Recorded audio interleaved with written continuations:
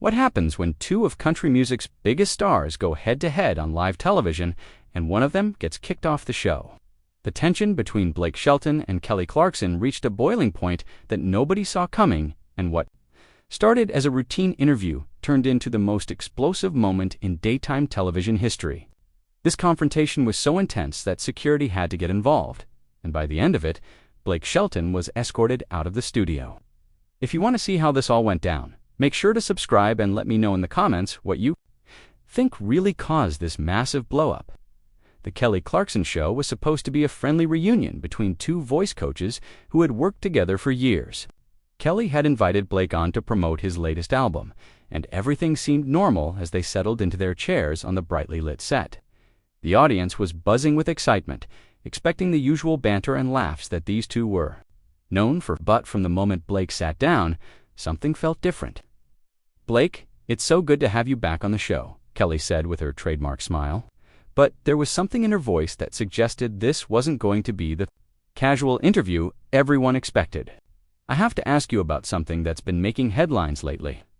Blake shifted in his seat, his usual relaxed demeanor suddenly replaced by something more guarded. "Sure, Kelly, what's on your mind?" "Well, there have been some rumors circulating about your comments regarding newer artists in country music, and I wanted to give you a chance to address them directly." Kelly's tone was professional, but there was an edge to it that made the studio audience fall silent. Blake's jaw tightened slightly, i.e., "Kelly, I think you know me better than to believe everything you read in the tabloids. I've always supported new talent, and I think my track record speaks for itself." "But Blake, we have the actual quotes here," Kelly said, pulling out a card from her desk. "You said, and I quote, that today's country music has lost its authenticity because artists are more concerned with social media followers than actual talent. You specifically mentioned that some artists wouldn't last 5 minutes in the real music industry." The tension in the studio was palpable now. Blake's face was starting to flush, and his hands gripped the armrests of his chair. "Kelly, that's taken completely out of context. I was talking about the industry as a whole, not targeting specific individuals." "Really?" Kelly's voice rose slightly. "Because sources tell me you were quite specific about which artists you were referring to, and some of them happen to be people I've worked with and support." Blake leaned forward, his voice dropping to a more serious tone. "Kelly, I don't know what game you're playing here, but this isn't what we agreed to talk about. I came here to discuss my music, not to be ambushed with gossip." "This isn't gossip, Blake. This is about accountability. You've built your career on being the outspoken one, the one who tells it like it is.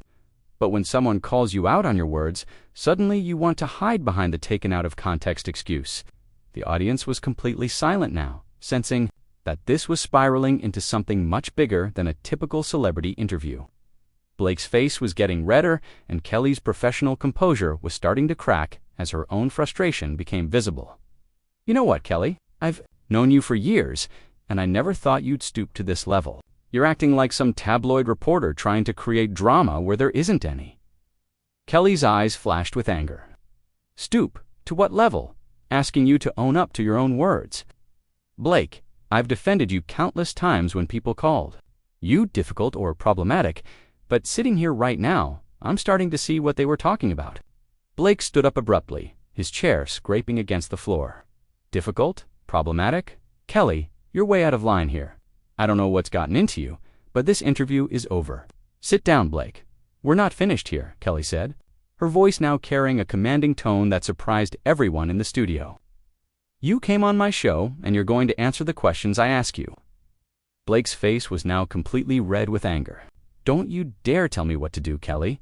I'm not one of your employees, and I'm not going to sit here and be disrespected on television." "Disrespected? You want to talk about disrespect? How about the disrespect you showed to an entire generation of artists with your comments?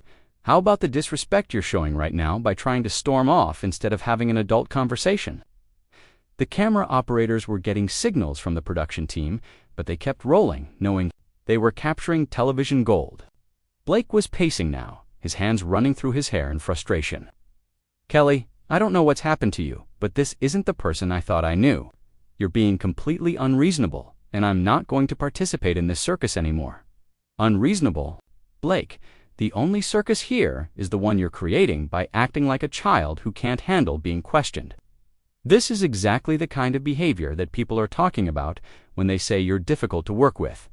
Blake stopped pacing and turned to face Kelly directly, his voice rising to a level that made several audience members visibly uncomfortable.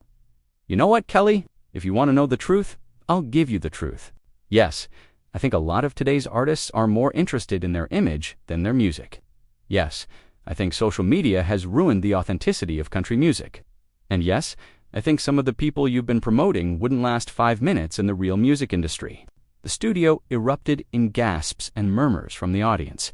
Kelly's face went pale, then flushed with anger. So you admit it? You admit that you've been talking trash about artists behind their backs. I haven't been talking trash, Kelly. Been telling the truth. And if you can't handle the truth, that's your problem, not mine. Kelly stood up from her chair, her voice shaking with rage. My problem? Blake, you just insulted every artist I've worked with, every person I've supported. And you think that's just telling the truth? You think that gives you the right to tear down people who are trying to make it in this industry?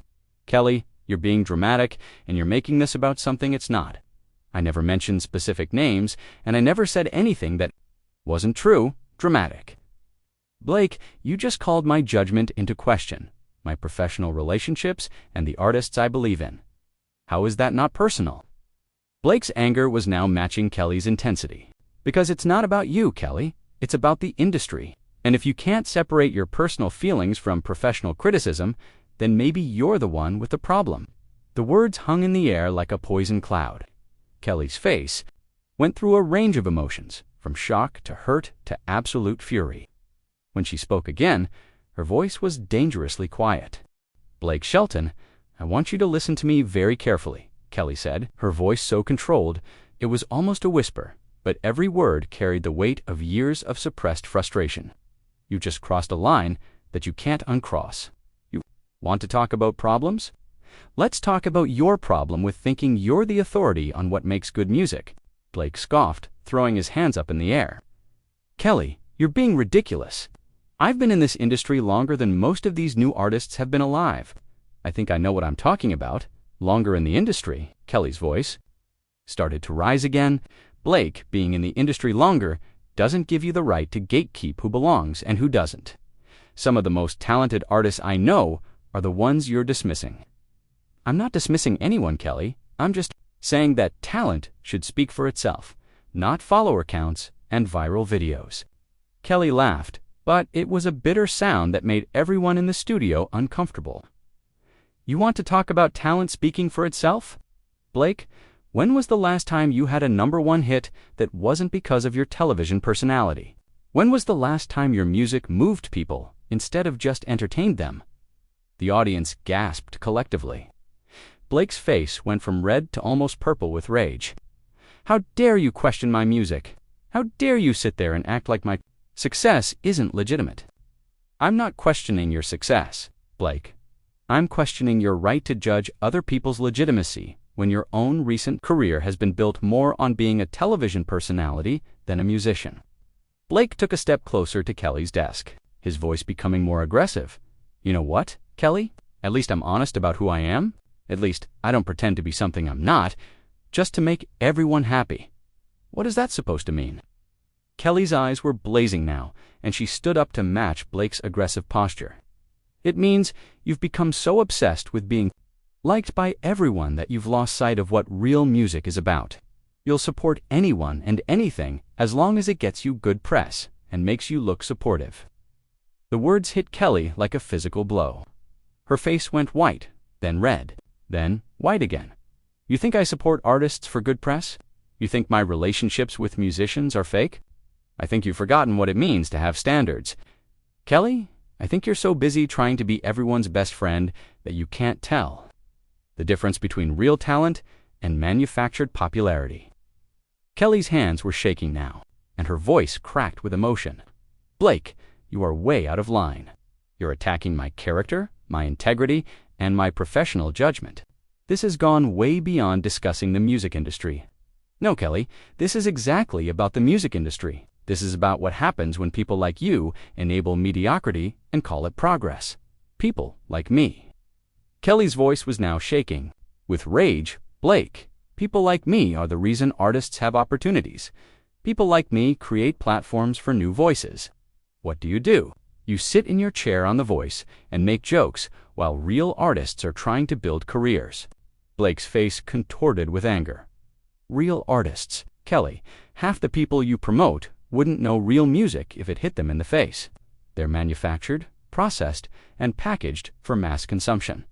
And what are you, Blake? What makes you so authentic?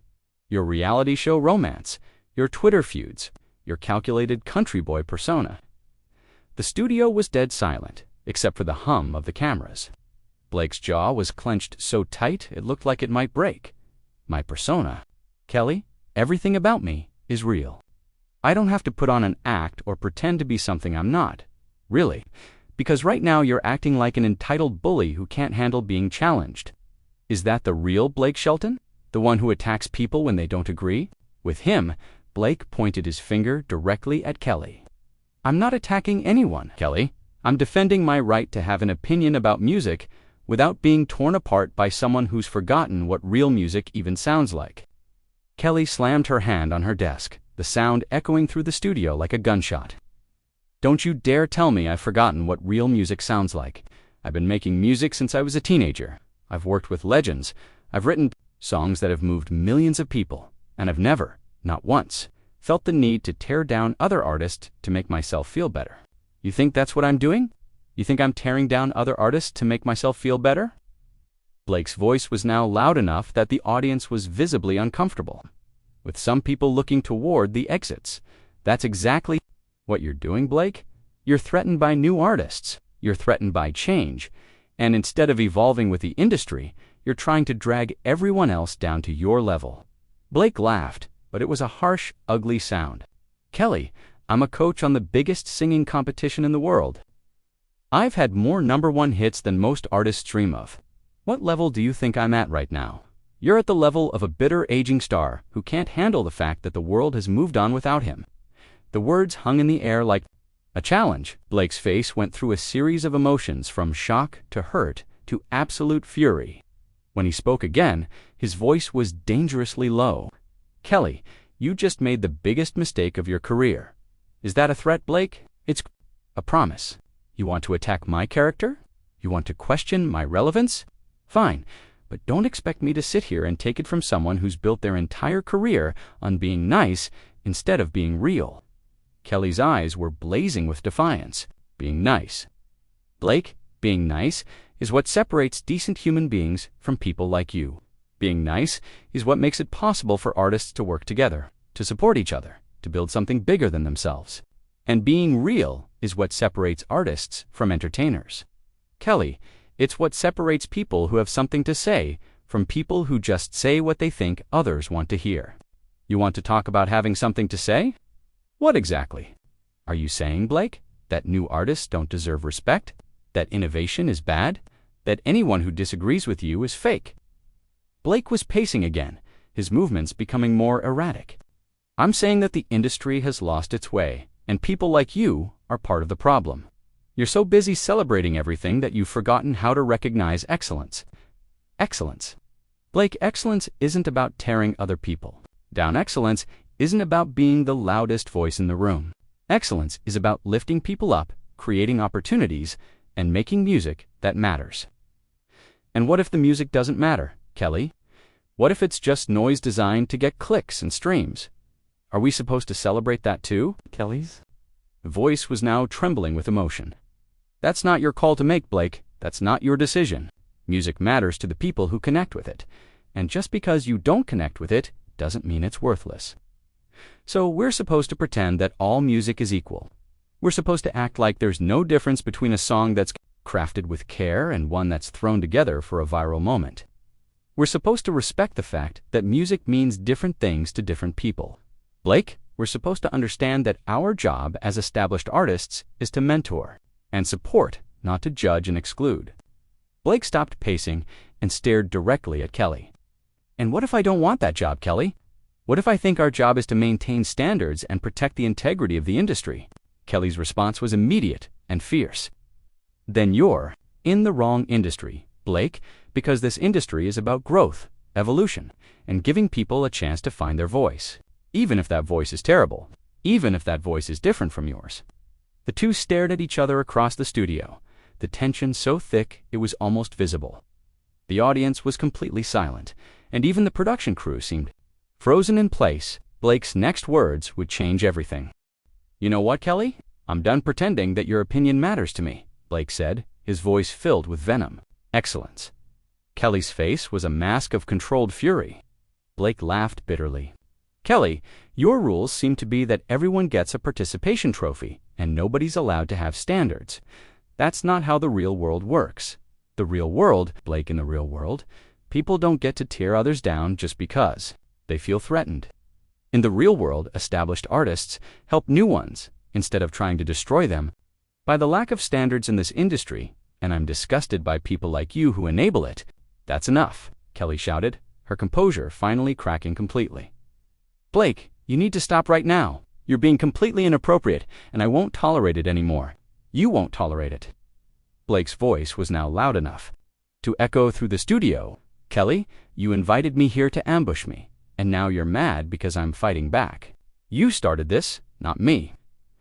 I started this by asking you to clarify your public statements." Red with rage, personal attack. "Kelly, everything I've said is the truth. If you can't handle the truth about yourself, that's your problem." "The truth about myself?" Kelly's voice was shaking with anger. "Blake, you don't know anything about me. You don't know what I've sacrificed for this industry, what I've built, or what I believe in. I know enough, Kelly. I know that you've lost sight of what really matters in music. I know that you've become more interested in being popular than being right. Opinion is the only one that matters. I think experience matters. Kelly, I think having standards matters. I think being honest about what you see matters, even when it's not popular." Honest. Blake, there's nothing honest about what you're doing. You're being cruel, judgmental, and completely out of line. Blake's face was now inches from Kelly's, and his voice dropped to a dangerous whisper. "Out of line. Kelly, I haven't even started being out of line yet." The threat in his voice was unmistakable, and Kelly's eyes widened with a mixture of shock and fury. "Are you threatening me, Blake?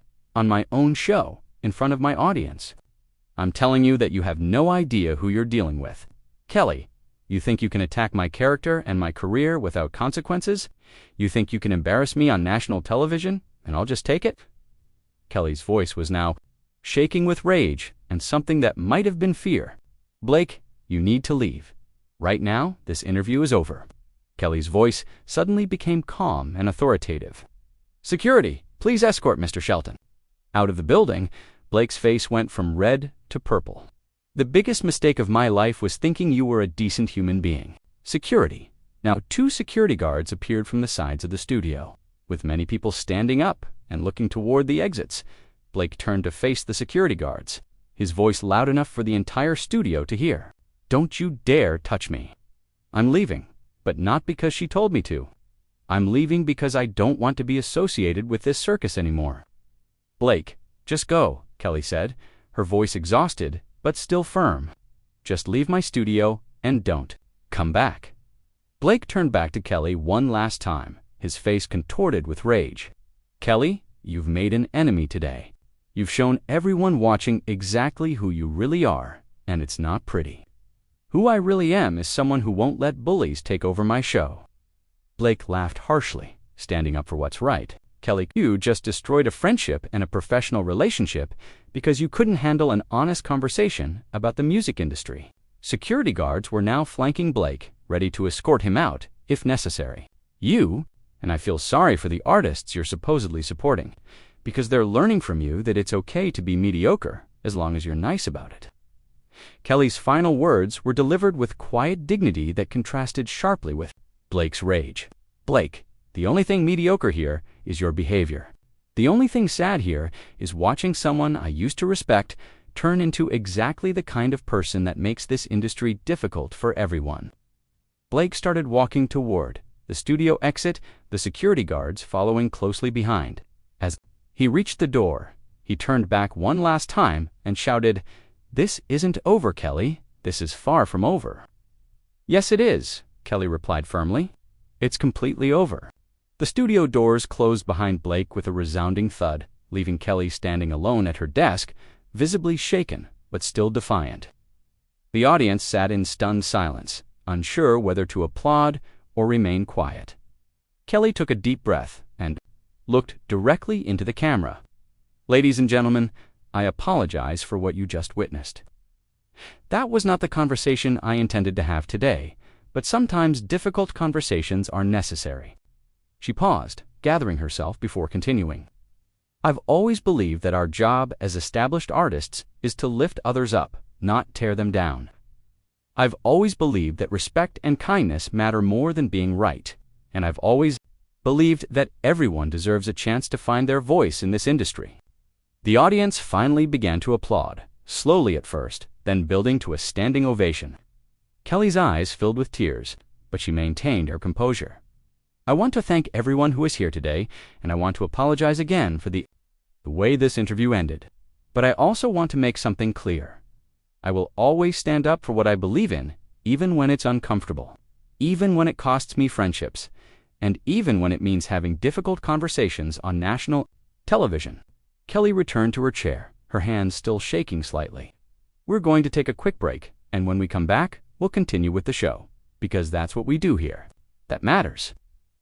As the cameras cut to commercial, Kelly sat back in her chair, emotionally drained but resolute. The most explosive confrontation in daytime television history was over. Deeper going on. Let me know in the comments below, and make sure to subscribe for more incredible stories from the world of entertainment.